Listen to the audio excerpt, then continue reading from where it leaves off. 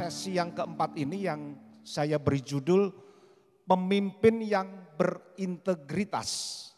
Mari kita baca Mazmur 119 ayat yang pertama. Bersama-sama kita baca, 2, 3. Berbahagialah orang-orang yang hidupnya tidak bercela, yang hidup menurut Taurat Tuhan. Saudara perhatikan kata berbahagialah dalam terjemahan lain dikatakan diberkatilah. Sementara kata hidup tidak bercela itu kalau saudara baca dalam terjemahan bahasa Inggris dikatakan life have integrity. Jadi artinya orang yang berbahagia, orang yang diberkati adalah orang yang hidupnya memiliki integritas. Katakan amin saudara. Peneliti kepemimpinan yang bernama James Kosis dan Barry Pusner pernah melakukan penelitian dan mensurvei ribuan profesional dari 4 negara selama hampir 20 tahun saudara. Dan akhirnya berdasarkan survei dan penelitiannya mereka menyimpulkan bahwa karakteristik nomor 1 paling kritis bagi seorang pemimpin adalah integritas saudara. Jadi integritas ini penting. Demikian John Maxwell itu berkata, John Maxwell ini juga pakar kepemimpinan saudara, mengatakan bahwa semua kualitas kepemimpinan yang ada, maka integritas adalah yang paling penting. Jadi jangan sepelekan integritas ini saudara. Apa itu integritas? Banyak orang berpikir integritas itu sama dengan kejujuran. Integritas beda dengan kejujuran saudara, karena jauh lebih besar, jauh lebih luas. Kejujuran itu bagian dari integritas. Orang yang punya integritas pasti jujur. Tapi orang jujur belum tentu berintegritas. Saya kasih contoh saudara, kita nggak pernah bohong, jujur. Sama istri jujur, sama suami jujur, sama siapapun jujur. Tapi hutang nggak bayar, itu sama dengan kita tidak berintegritas. Nah saudara, apa sih sebenarnya integritas itu? Ada banyak definisi. Tapi saya mau kasih saudara definisi yang paling sederhana, supaya mudah diingat. Integritas adalah keselarasan antara perkataan dan perbuatan. Itu integritas saudara. Mari kita katakan bersama-sama. 2, 3. Keselarasan antara perkataan dan perbuatan. Nah saudara, mengapa sih kita, saudara kan semua ini pemimpin. Kenapa kita harus memiliki integritas? Dengar baik-baik saudara. Kalau saudara dan saya sebagai pemimpin tidak memiliki integritas saudara, maka kita akan kehilangan legitimasi. Kita akan kehilangan kepercayaan dari orang-orang yang kita pimpin. Dan itu saudara menyebabkan setiap kita akan menjadi pemimpin yang tidak efektif. Selanjutnya saudara, saya ingin menyampaikan apa sih kriteria pemimpin yang berintegritas. Nah ada 2 yang saya ingin sampaikan kepada saudara karena waktu saudara. Yang pertama adalah seorang pemimpin yang berintegritas atau orang yang berintegritas itu yang pertama dia akan menepati janji. Yang setuju katakan amin saudara. Dan dengar baik-baik saudara ya, catat baik-baik. Janji itu sama dengan hutang. Dan yang namanya hutang harus dibayar. Kita harus belajar saudara menganggap serius bahwa sebuah janji yang kita lontarkan itu harus kita tepati. Maka saudara, orang yang tidak menepati janjinya, dia tidak akan dipercaya lagi saudara. Apalagi kita sebagai pemimpin, kita akan kehilangan kepercayaan dari orang-orang yang kita pimpin. Dan bukan hanya kehilangan kepercayaan dari orang-orang yang kita pimpin saudara, tapi Tuhan pun mengecam dan membenci orang yang ingkar janji. Mari kita baca Amsal 12 ayat 22. Kita baca bersama-sama, 2, 3. Tuhan berkenan kepada orang yang selalu menepati janji, tetapi dia membenci pembohong. Saya kutip dari terjemahan TSI saudara. Jadi saudara, sebagai pemimpin, kalau saudara berjanji, itu sama dengan hutang. Dan harus ditepati. Amin saudara. Saudara pernah dengar nggak seorang caleg yang kampanye di daerah pedalaman? Kan sudah bukan rahasia umum saudara, kalau caleg itu, maaf kalau di sini ada yang nyalek ya saudara ya. Tapi ini bukan rahasia umum, ada banyak caleg kalau kampanye janji-janji. Nggak pernah ditepati saudara. Nah ini ada caleg kampanye di daerah pedalaman. Dia minta kepala suku untuk mengumpulkan warganya, rakyatnya, lalu dia kampanye saudara. Saudara-saudara, kalau saya terpilih, saya akan buat semua jalan di desa ini, saya akan aspal, saya hot mix. Pura, pura. Itu penduduknya ngomong begitu saudara. Semangat ini caleg saudara. Kalau saya terpilih, saya akan buat sekolahan gratis. Pura, pura, pura. Boranya makin banyak saudara. Makin semangat dia saudara. Kalau saya terpilih jadi pemimpin, saya jadi caleg di sini, saya akan bukan hanya makan siang gratis, makan pagi gratis, makan siang gratis, makan malam gratis.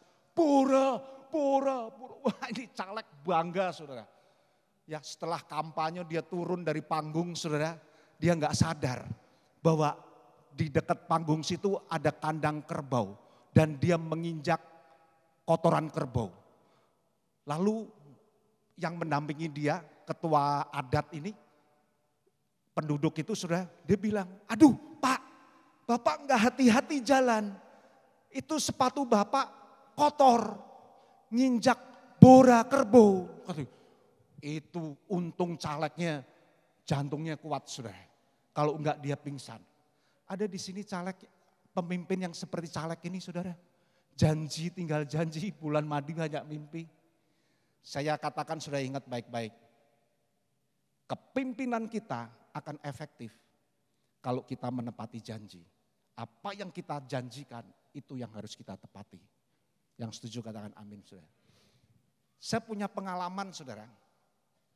Bertemu dengan CL, ini kisah nyata. Kalau tadi cerita, yang saya sekarang katakan ini kisah nyata. Saya ketemu dengan seorang CL saudara.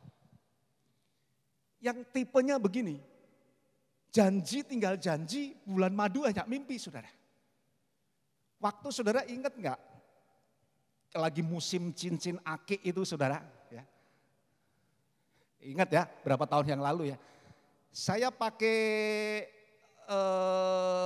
apa sih cincin yang dari Ambon itu apa namanya, bacan. Ini CL saudara waktu lihat saya pakai bacan, dia ngomong, wih Pak Ivan pakai cincin bacan juga gitu. Pak saya di rumah punya yang bagus Pak, botol-botol, nah, istilah bacan botol kalau saudara nggak suka pasti saudara nggak ngerti istilah botol saudara. Nanti saya kasih Pak Ivan, gitu. Oh nggak usah saya udah punya, nggak apa-apa Pak saya punya banyak, nanti saya kasih Pak Ivan. Itu janji tinggal janji saudara, nggak pernah muncul. Berapa waktu kemudian, musim yang lain lagi, musim sepatu NMD booster, dari booster. Apa ya? Pokoknya itulah saudara ya. Saya pakai sepatu NMD saudara, ketemu sama dia. Ini CL ngomong apa? Wih Pak Ivan keren loh pakai NMD gitu. Oh kamu juga keren, dia juga pakai NMD saudara. Kamu juga keren. Iya Pak, ini saya beli dari Amazon. Murah Pak gitu, saya beliin Pak Ivan ya. Oh enggak usah saya udah punya. Enggak apa-apa Pak, murah Pak gitu. Bapak nomor berapa sepatunya? Enggak usah, dia paksa terus saudara. Tapi ini agak lama Pak, karena dari Amazon kan dikirim lewat kapal. Ternyata saudara benar-benar agak lama saudara. Itu enggak tahu kapalnya mungkin kapalnya Paulus saudara. Sering karam di tengah laut saudara. Sampai hari ini nggak pernah muncul. Saudara mau tahu nama CL ini? Itu harus diselesaikan di Gendistik saudara. Saudara, seorang pemimpin kalau berjanji harus ditepati. Yang setuju katakan amin, kita kasih kemuliaan buat nama Tuhan. Yang kedua saudara, kenapa jam di Bogor bisa lebih cepat dari jam Jakarta, saudara ya. Yang kedua, saudara, kriteria dari seorang pemimpin yang berintegritas adalah dia akan melakukan yang benar meskipun tidak ada yang melihat. Ini yang kedua, saudara. Pemimpin yang berintegritas adalah pemimpin yang tetap melakukan yang benar, yang baik, yang mulia, yang suci, walaupun tidak ada yang melihat. Dan salah satu tokoh Alkitab yang saya kagumi tentang integritasnya itu adalah Yusuf, saudara. Dan kita tahu, saudara, bahwa Yusuf itu dari muda belum menjadi apa-apa, belum jadi siapa-siapa, saudara. Sampai dia menjadi Perdana Menteri, dia memiliki integritas yang luar biasa. Ada dua hal yang ingin saya soroti dari integritasnya Yusuf ini, saudara. Yaitu yang pertama soal moral atau etika, dan yang kedua soal pekerjaan. Kita bahas yang pertama, saudara, tentang moral atau etika. Saudara tentu masih ingat bagaimana ketika Yusuf digoda oleh Tante Po. Ya, ada yang kenal Tante Po, saudara? Ya, Alkitab menceritakan apa, saudara? Situasi dan kondisi rumahnya Potifar itu sepi, nggak ada siapa-siapa. Nah, kebanyakan orang dalam kondisi seperti ini, dia cari-cari kesempatan, dia curi-curi kesempatan. Tapi beda dengan Yusuf, walaupun ada kesempatan, dia tidak melakukan yang tidak benar, saudara. Kita baca Kejadian 39 ayat 9 sampai 10. 2, 3. Bahkan di rumah ini ia tidak lebih besar kuasanya daripadaku. Dan tiada yang tidak diserahkan kepadaku selain daripada engkau. Sebab engkau istrinya. Bagaimanakah mungkin aku melakukan kejahatan yang besar ini dan berbuat dosa terhadap Allah. Ayat yang ke-10. Walaupun dari hari ke hari perempuan itu membujuk Yusuf. Yusuf tidak mendengarkan bujukannya untuk tidur di sisinya dan bersetubuh dengan dia. Ternyata, saudara, Tante Po ini menggoda Yusuf bukan hanya sehari, 2 hari, sekali, 2 kali. Tapi setiap hari, saudara, sering kali dirayu oleh Tante Po. Tapi orang yang berintegritas seperti Yusuf, saudara, dia tidak akan berkata, pucuk dicinta, ulam tiba. Enggak, saudara. Atau yang lebih rohani, dia berkata, biarlah kehendakmu yang jadi. Enggak, saudara. Orang yang berintegritas seperti Yusuf, dia berani berkata, bagaimana mungkin aku melakukan kejahatan yang besar dan melakukan dosa. Bagaimana dengan kita, saudara? Apakah kita bisa seperti Yusuf? Menjadi pemimpin yang berintegritas, punya moral dan etika seperti Yusuf?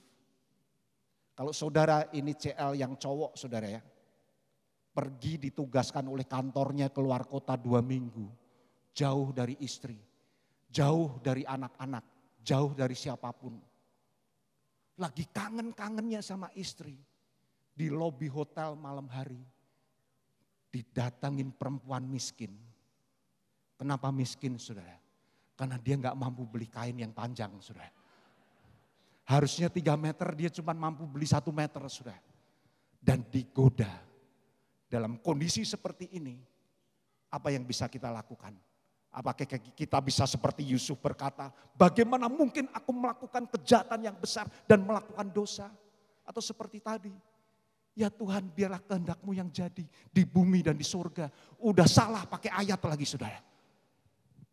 Saudara, pemimpin yang berintegritas adalah pemimpin yang memiliki moral dan etika yang baik. Yang setuju katakan amin, saudara. Kalau saudara tiba-tiba, ini tiba-tiba saudara ya, lagi ke toilet, nemu dompet. Saudara lihat di dompet itu, saudara ya, US dollar, pound sterling, euro, tebel, saudara. Dan saudara kebetulan lagi dalam seminggu 2 minggu ini berdoa sama Tuhan. Tuhan, aku lagi butuh dana ini untuk bayar sesuatu. Saudara ketemu dompet. Apa yang saudara lakukan? Apakah saudara berdoa, Tuhan, pertolonganmu tidak pernah terlambat. Selalu datang tepat pada waktunya. Atau saudara berusaha untuk sedemikian rupa mengembalikan. Enggak tahu Pak ini punya siapa, ada KTP-nya. Enggak ada nomor teleponnya tapi ada KTP-nya. Pokoknya saudara berusaha bagaimana caranya mengembalikan. Pemimpin yang berintegritas adalah pemimpin yang tidak aji mumpung saudara. Yang setuju katakan amin saudara. Saya pernah saudara mengalami turun dari airport Cengkareng. Saya ke toilet, tas saya ketinggalan. Di dalamnya ada dompet, ada paspor.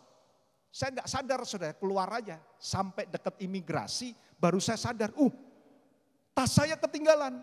Ada dompet dan paspor saya. Saya lari saudara, saya balik lagi ke toilet. Sudah tahu apa yang terjadi saudara? Itu airport udah dalam keadaan sepi.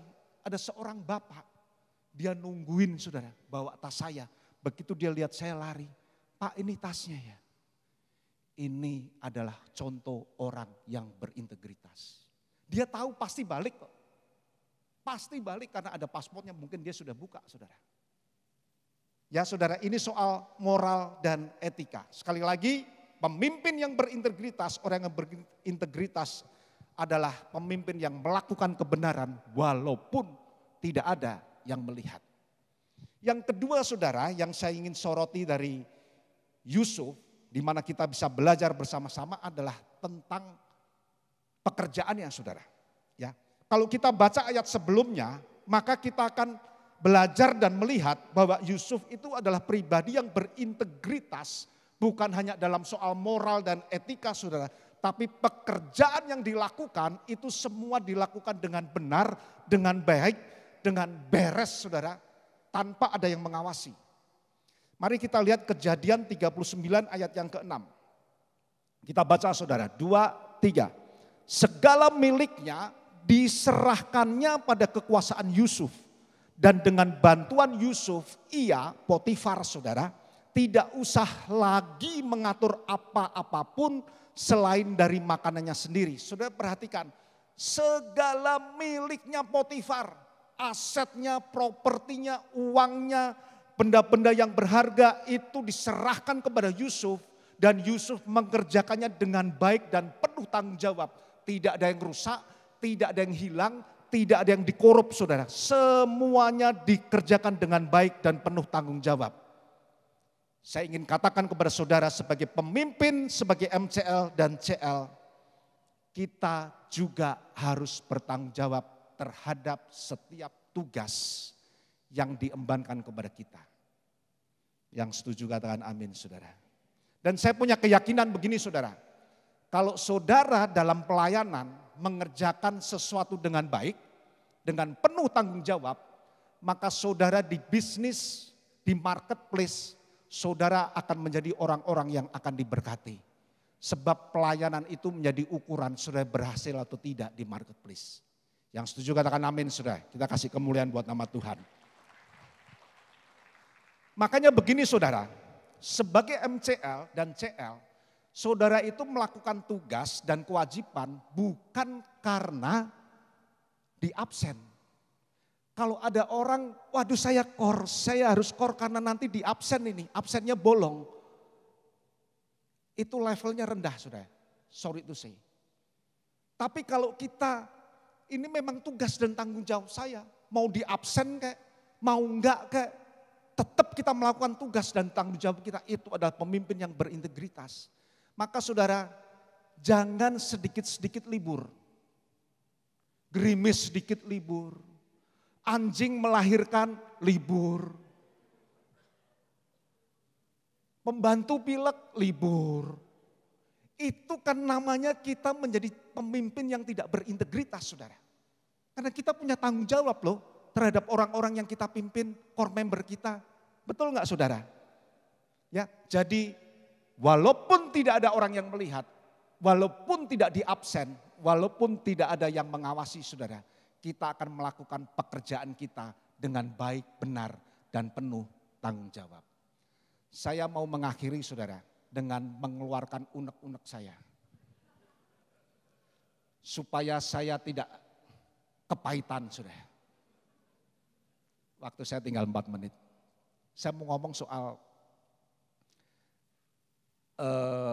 acara yang barusan dilakukan oleh NDC belum lama yang lalu saudara di marketplace. Marketplace itu kan sekarang departemennya nggak ada saudara. Ya waktu kita adakan ngundang Pak Yahya dari Direktur BCA itu diserahkan ke saya sebagai sekretariat gereja saudara. Saya dengan Pak Adrianto bekerja sama saudara mengundang Pak Yahya kita menyelenggarakan. Dan saudara tahu saudara kan itu orang yang mau hadir harus reserve kan, harus booking seat kan. Itu antusias dari jemaat luar biasa saudara. Dibuka 1000 habis. 1500 habis. Akhirnya dibuka 1800 habis saudara. Waktu saya dapat kabar 1800 habis, saya tanya sama yang biasa pasang kursi. Berapa sih kursi? Maksimal 1900 Pak katanya. Oke saya ngomong sama bagian apps, buka lagi 1900. Dari 1800 udah 1850 sudah. Buka deh 1900 tambah 50 karena antusiasnya banyak saudara. Dan saya baru sadar waktu saya ngomong buka deh 1900, Pak Adrianto itu ada mengundang orang-orang yang diundang tanpa booking seat saudara. Itu ada 75, 80, belum termasuk yang lain-lain, kurang lebih 100 saudara. Lah kalau 1850 tambah 100, itu kan sudah 1950. Jadi waktu saya ngomong sama pihak apps-nya, buka deh 1900, 10 menit kemudian saya ralat saudara. Oh jangan deh, udah stop. Pak dalam 10 menit sudah nambah 10, jadi 1860, stop. Udah jangan dibuka lagi, close. Saya bilang, Pak Adrianto juga ngomong gini, Pak Ivan gak mau ngundang ini, gak mau ngundang itu. Mau Pak, tapi bagaimana porsi udah habis. Kita bisa masalah nanti kalau pada datang semua gitu. Dan sudah tahu sudah pada hari hanya itu ternyata saudara yang datang tidak sesuai dengan yang daftar di apps saudara.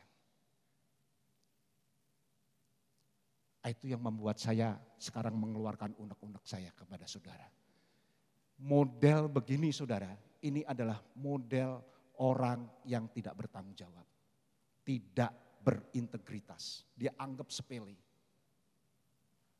Sementara ada banyak orang yang mau saudara, tapi kita tolak. Tapi gara-gara mereka yang sudah book dan gak datang, itu menyebabkan orang lain tidak memiliki kesempatan. Maka saya katakan model beginian ini orang yang tidak bertanggung jawab. Karena saya kesel saudara, saya minta bagian apps, kamu punya daftar orang yang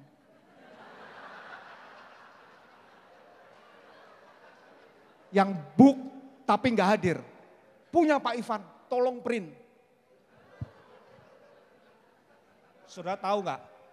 Di handphone saya ini ada 826 nama yang sudah book dan tidak hadir. Sebentar saya tampilkan.